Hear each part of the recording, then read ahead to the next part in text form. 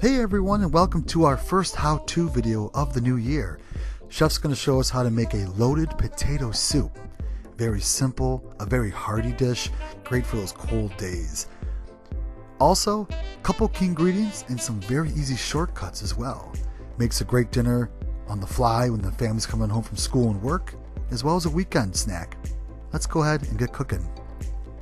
So warm up a medium to small sized pan around medium heat.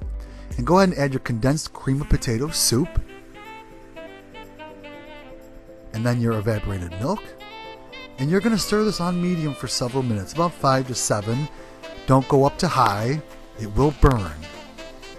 Once it gets to a good simmer, you can go ahead and turn the heat off and let it thicken up a little bit.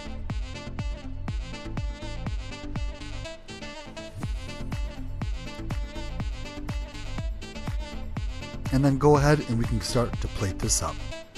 Don't forget, the ingredients will be down below in the description, and check out our blog for all of our other recipes as well as this one. When you are plating up, you can have some fun with it. Chef's going to do a little bit of sharp cheddar cheese. This is shredded, as well as some Colby jack cheese. And then it wouldn't be loaded potato soup without obviously bacon. A little scoop of sour cream. And then some beautiful green chives for color, as well as taste, of course.